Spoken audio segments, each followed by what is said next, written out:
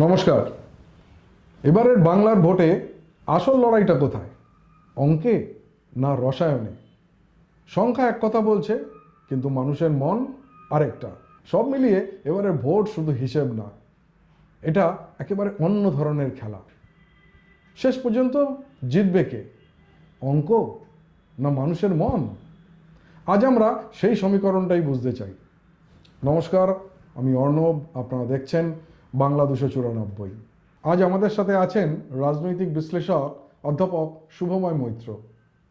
শুভময় মৈত্রকে আপনারা সবাই চেনেন। উনি সংখ্যার ভেতরে গল্প খুঁজে বার করেন, আর রাজনীতিকে বোঝেন ডেটা, মানুষের মন দুটি মিলিয়ে।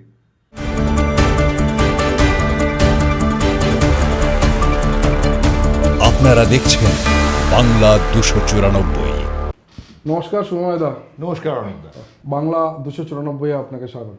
এবারের যে বাংলার যে ভোট হচ্ছে, সেই ভোটটাকে যদি একটু সংক্ষেপে আপনি ব্যাখ্যা করেন যে এবারের ভোটটার ইউনিকনেসটা কোথায়, সেটা যদি সংক্ষেপে একটু বা মুডটাকে যদি একটু ধরার চেষ্টা করেন এবার আপনি। না, এবারে যে বিধানসভা নির্বাচন, সেটার মূল বিষয়টা হচ্ছে যে এবারের বিধানসভা নির্বাচন একদম শেষের দিকে পুরোটাই বিশেষ এবং নিবিড় সংশোধনের যে বিষয়টি, সেটাই মূল চলরাশি হিসেবে উঠে এসছে। একটা নির্বাচন কিসের ওপর নির্ভর করে?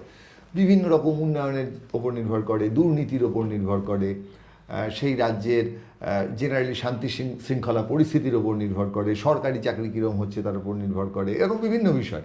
রাজীব গান্ধীর সময় একবার বোফোর্সের ওপর আপনার মনে থাকবে, তারপর সে বোফোর্স যদিও প্রমাণ সেভাবে কিছু হয়নি। কংগ্রেস যখন 2004 থেকে 14, তারপর যখন চলে গেল, সেই সময় বিভিন্ন রকম জি দিয়ে কেলেঙ্কারি আর কি, 3G 4G 5G, তার যে বিভিন্ন স্পেকট্রাম। এবার সাধারণ মানুষের কাছে কিন্তু এই বিষয়গুলো অনেক ক্ষেত্রে পৌঁছে, অনেক ক্ষেত্রে পৌঁছায় না। যেমন ধরুন, বামপন্থীরা হঠাৎ করে বললো আমি যে 2004-এর যে প্রথম ইউপিএ সরকার, একটি অনবদ্য সরকার, কিন্তু ভারতবর্ষের রাজনীতিতে এতজন বামপন্থী মানুষ তাদের ভাবনা চিন্তা দিয়ে, এবং কংগ্রেস তখন মোটামুটি, যেহেতু বামপন্থীদের একটা বড় সংখ্যক আসন আছে, খুব সাবধানে কাজ করতো। 100 দিনের কাজের প্রকল্প থেকে শুরু করে আপনি যদি ভাবেন স্বামীনাথন কমিশন কৃষকদের জন্য, ব্যালেন্স গভর্নমেন্ট, অত্যন্ত ব্যালেন্স গভর্নমেন্ট এবং দুর্দান্ত। এবং তার আগে বাজপেয়ীজিও যে ক্ষমতায় ছিলেন আর কি, তার আগের সরকারটা, আমরা তো জানতাম বাজপেয়ীজি আবার জিতবেন। বাজপেয়ীজিও কিন্তু অত্যন্ত লিবারাল, মানে অবশ্যই বিজেপি একটি দক্ষিণপন্থী হিন্দু রাষ্ট্রবাদী দল তার বৈশিষ্ট্য হিসেবে দেখলে, কিন্তু আপনি যদি দিনের শেষে দেখেন বাজপেয়ীজির একটা লিবারাল ভাবনা ছিল, এবং তার সঙ্গে সেই সময় তো আমাদের স্বর্ণ চতুর্ভুজ।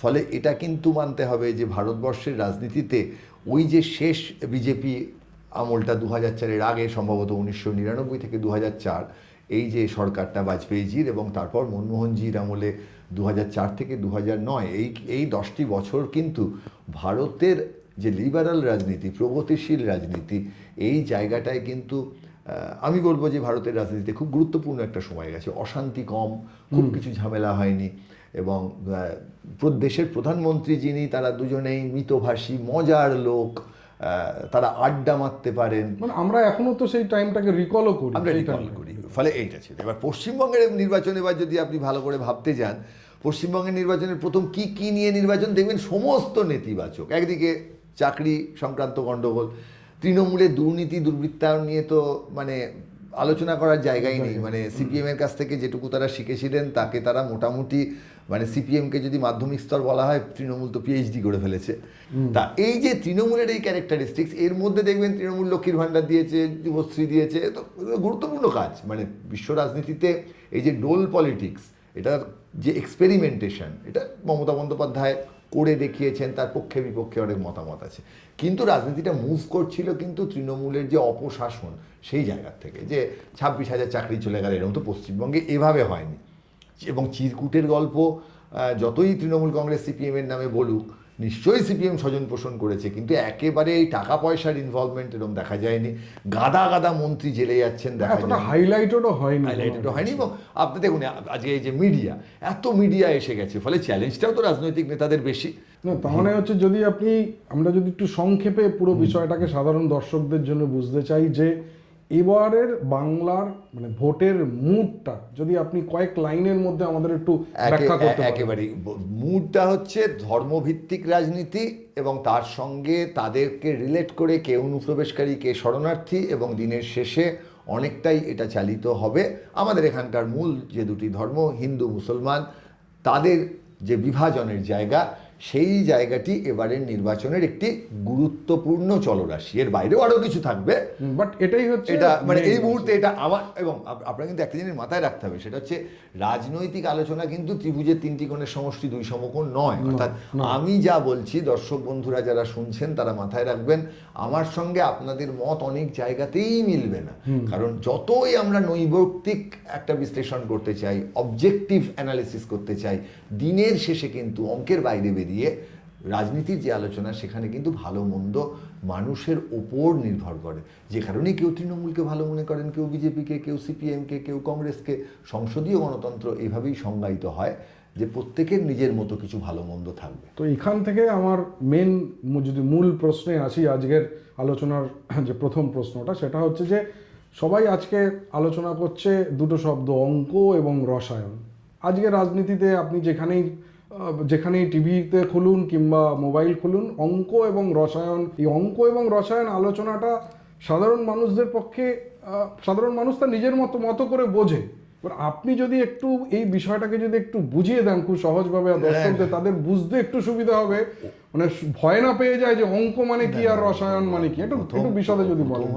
মানে মূল যে জায়গাটা সেটা হচ্ছে সাধারণ, মানে পশ্চিমবঙ্গের সাধারণ মানুষ যখন আপনি নির্বাচন ভিত্তিক আলোচনা করছেন তখন কিন্তু মনে রাখবেন যে প্রত্যেকে কিন্তু যথেষ্ট জ্ঞান অর্জন করেছেন, যেভাবেই হোক। জ্ঞানটা ভুলও হতে পারে, আপনার মনে হবে জ্ঞান অর্জনটা ভুল, কিন্তু পশ্চিমবঙ্গের মানুষকে আমি বলবো যে, মানে আমরা খারাপ বলছি না, আমরা সাধারণ বলতে কি বোঝাতে চাইছি, তাদের আন্ডারস্ট্যান্ডিংয়ে কিছু প্রবলেম আছে। আমি সেখানটা প্রথমটা ক্ল্যারিফাই করা দরকার যে তাদের আন্ডারস্ট্যান্ডিংয়ে কোনো প্রবলেম নেই, প্রবলেম হচ্ছে তার আন্ডারস্ট্যান্ডিংয়ের পর তিনি যেভাবে ইন্টারপ্রেট করছেন। রাইট। এবার হচ্ছে অঙ্ক আর রসায়ন, বারবার এই কথাটা আমরা বলি, অঙ্ক আর রসায়নের মধ্যে একটা সহজ পার্থক্য, ভোট পার্সেন্টেজ হচ্ছে অঙ্ক, কে কত ভোট পেলেন, আর রসায়ন হচ্ছে যে একজন মানুষ এইবার তিনি তৃণমূল বিরোধী, তিনি দিনের শেষে এখনো ঠিক করতে পারেননি যে সিপিএমকে ভোট দেবেন না বিজেপিকে, তিনি শেষ পর্যন্ত কোন জায়গায় গিয়ে ভোটটা দেবেন, এইটা হচ্ছে রাজনীতির রসায়ন। অর্থাৎ আমরা যে বলি না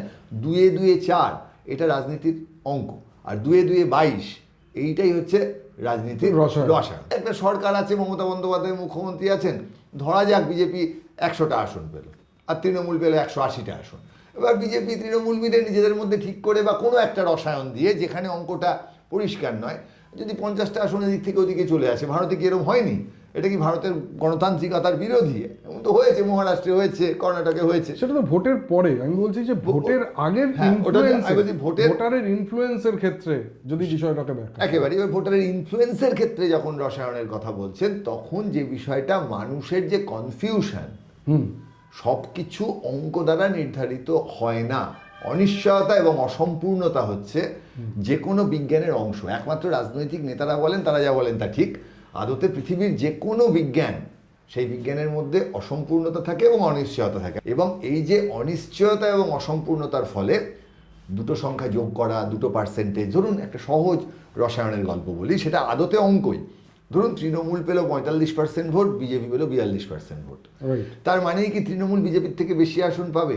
না, কখনোই না। ভোটার হিসাবে সেটা, কারণ ভোটের সঙ্গে আসনের যে ডিস্ট্রিবিউশন মেলে না। এই যে নন লিনিয়ারিটি, এটাকে বলে অসরল রৈখিকতা।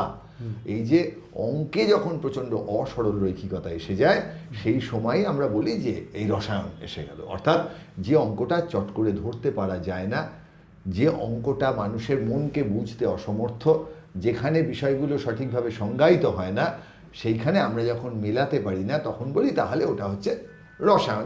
রসায়নের ইনগ্রেডিয়েন্টস গুলো যদি আপনি একটু বলেন, যে রসায়নের কিছু কোনো ইনগ্রেডিয়েন্টস আছে আর অঙ্কের কি কোনো মানে ইনগ্রেডিয়েন্টস আছে? মানে আমি যদি জিনিসটাকে এরকম ভাবে আমি আপনাকে বলছি, অঙ্কের ইনগ্রেডিয়েন্টস হচ্ছে কত লোক এসআইআর এ তাদের ডেটা উঠলো। মমতা বন্দ্যোপাধ্যায় যে বক্তব্য রাখেন, দেখবেন মমতা বন্দ্যোপাধ্যায় একটা বক্তব্য রাখার স্টাইল আছে, ভীষণ আকর্ষণীয় এবং ব্যাপক উল্টোপাল্টা বকেন, এফেক্টিভ। তাহলে ওইটা অঙ্ক নয়, ওইটা রসায়ন, ওটা রসায়ন, এভাবে আমরা বলতে পারি। তো এইবারের ভোটে এই অঙ্ক এবং এই রসায়ন, এই দুটোর মধ্যে আপনার ব্যক্তিগত কি মনে হচ্ছে, কোনটা একটু এগিয়ে আছে নাকি দুটো অদ্ভুত ভাবে ব্যালেন্স করছে? সত্যিকার আমি রসায়নই এগিয়ে আছে বলবো, কারণ আমি এটাই শুনতে চাইছিলাম যে রসায়নটাই এগিয়ে আছে। রসায়ন এগিয়ে আছে, কারণ এই মুহূর্তে কিন্তু পশ্চিমবঙ্গের নির্বাচন ঠিক কোন দিকে যাচ্ছে এইটা মানে বোঝা খুব শক্ত। না আপনি সেটা- রসায়ন নিয়ে মানে তো অ্যাডভান্টেজ শাসক দলের পক্ষেই না, যাবে, দেখুন- কারণ রসায়নে তো তারা তো অনেক এগিয়ে সমস্ত দিক থেকে। তৃণমূল, আপনি যদি বলেন যে তৃণমূল কংগ্রেস কি ক্ষমতার থেকে সরে যাবে, তাহলে তার উত্তরে বলতে পারি এই সম্ভাবনা কম।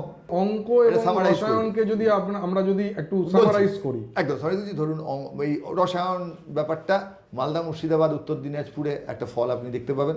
একই রকমভাবে কিছু বিশেষ বিশেষ কেন্দ্রে, যেমন দমদম চত্বরের কেন্দ্রগুলোতে সিপিআইএম এর আগেও ভালো ভোট ছিল 20% মতো।